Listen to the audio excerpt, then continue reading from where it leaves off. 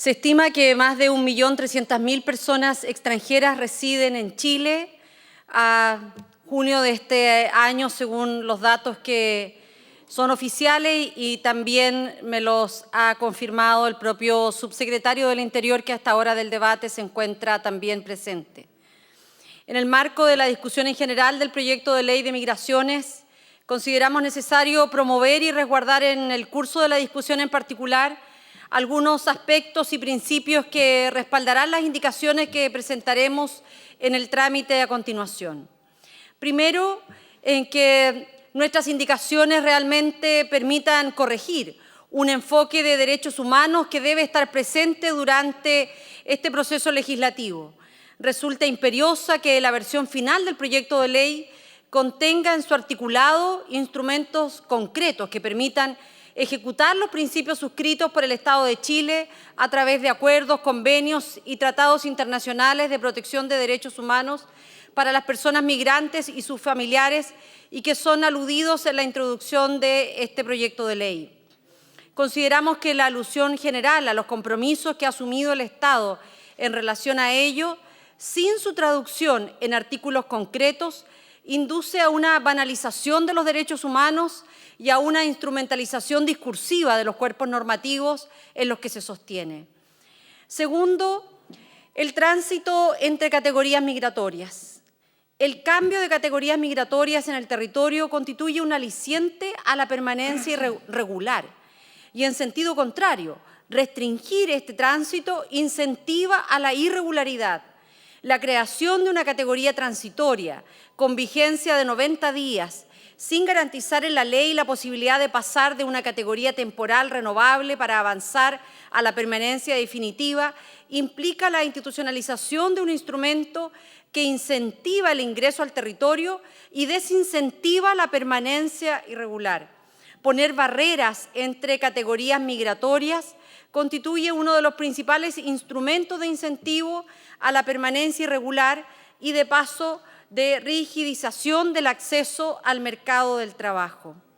Hoy vemos que los procedimientos que se implementan en nuestro país tienen un sesgo castigador.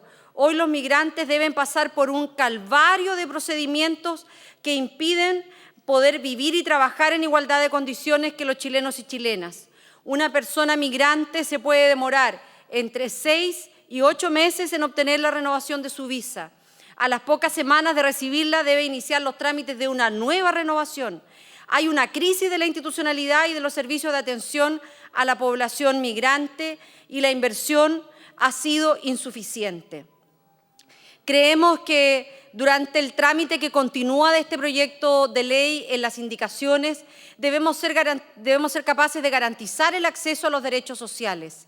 El enfoque de derechos humanos en una ley de migraciones se expresa tanto en la encarnación en el articulado de la normativa internacional aludida en el punto de derechos humanos al comienzo de mi intervención, como en el reconocimiento en el acceso a los derechos sociales de manera incondicionada.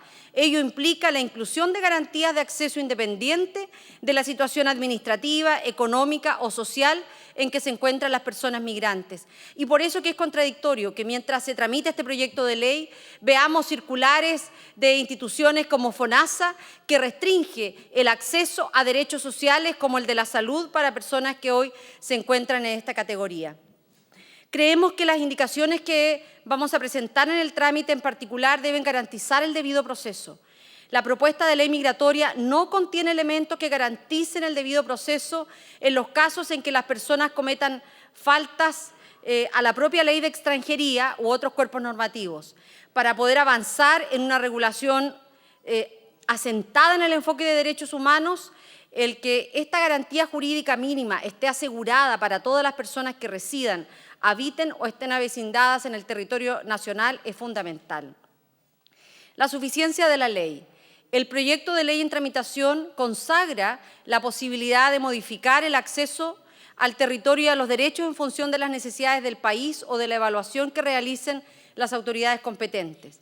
En particular, proponen que a través del reglamento y los decretos supremos emitidos por el Ministerio del Interior se determinen, por ejemplo, la definición de las categorías y subcategorías migratorias, su vigencia, 2 o 4 años para la visa temporal, por ejemplo, las condiciones para prorrogarlas, los requisitos para obtenerla o las condiciones para pasar de una categoría a otra. Vale decir, la ley busca entregarle al gobierno de turno la potestad de definir la política migratoria y regular vía decretos en lo sustantivo. Con ello, el gobierno le está pidiendo al Congreso Nacional que legisle para que sea el propio gobierno de turno quien implemente la política migratoria por la vía administrativa. Si bien es razonable que el Ejecutivo haga uso de su atribución para definir por decreto algunos aspectos, no corresponde que la política nacional de migración, en lo que dice relación con el acceso a derechos, se salte al Congreso Nacional. Sobre la incidencia del reglamento en el acceso a derechos ocurre algo parecido. El proyecto le asigna atribuciones al reglamento en cuestiones que en una legislación con enfoque de derechos debiera estar contenida en la propia ley. La función de un reglamento es definir los procedimientos administrativos para garantizar la implementación y ejecución de la ley.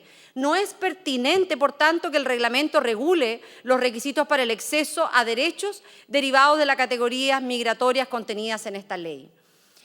Respecto de la irregularidad migratoria, en el afán de avanzar en una normativa que garantice la regularidad de los flujos migratorios, es que se hace necesario que el proyecto incluya instrumentos que faciliten la regularización de las personas que hayan caído en la irregularidad por situaciones ajenas a su voluntad.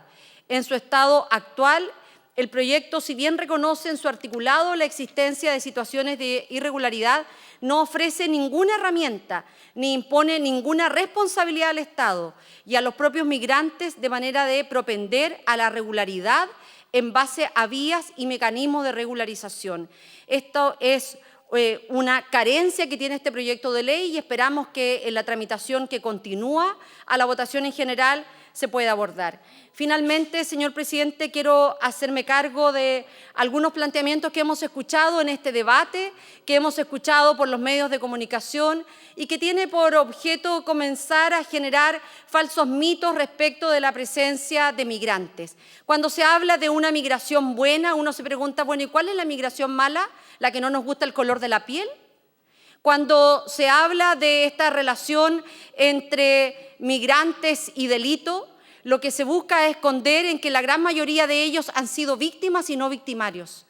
Pero quiero referirme, señor presidente, a una situación ocurrida el viernes de esta semana. Eran cerca de las 6 de la mañana. Yo me disponía ya a tomar el auto para dedicarme a mis tareas de las actividades territoriales. Particularmente iba hacia la comuna de Copiapó. 6 de la mañana. Mientras escuchaba una radio de circulación nacional, pensé que estaba hablando de un suceso que ocurría muy lejos de nuestras fronteras. Sin embargo, me equivoqué. Había ocurrido en una de las comunas de la región metropolitana, en Estación Central, en donde más de 15 compañías de bomberos habían llegado a socorrer un incendio que afectaba a un CITE, en donde los damnificados eran principalmente peruanos y haitianos. 15 compañías de bomberos, señor presidente. Esto había ocurrido a las 5:30 de la mañana. Esa mañana los termómetros en la capital de nuestro país tenían temperaturas inferiores a 0 grados. Y de acuerdo al relato del periodista de la radio, muchos de los vecinos en ese momento habían mirado por la ventana, 15 compañías de bomberos despiertan a un vecindario completo, y luego habían cerrado sus ventanas. Y los migrantes que habían sido afectados en ese incendio, niños, adultos mayores, estaban sobre el césped escarchado de la plaza pública. Ese no es el Chile en el que nosotros queremos vivir.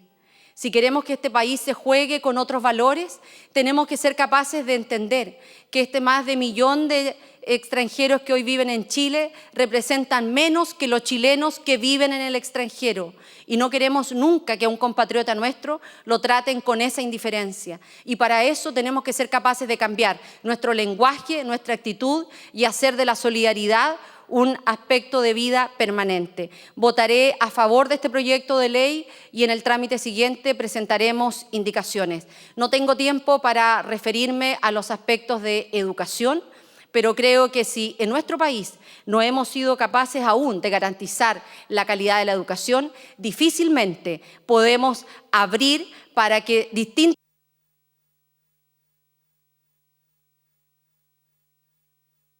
segundos, presidente, para que distintas instituciones puedan hacer, de acuerdo a las leyes del mercado, estos procesos de acreditación. Todos los países serios que han avanzado en materia migratoria le entregan esta responsabilidad al Estado. En nuestro país, a las universidades públicas que representan esta función de vigilancia respecto de la calidad, porque finalmente serán también nuestros compatriotas los que se vean afectados si es que hacemos un proceso de acreditación de títulos que no corresponde con la calidad que cada uno de nosotros aspira. Este será un debate interesante que ya lo hemos tenido con distintas organizaciones.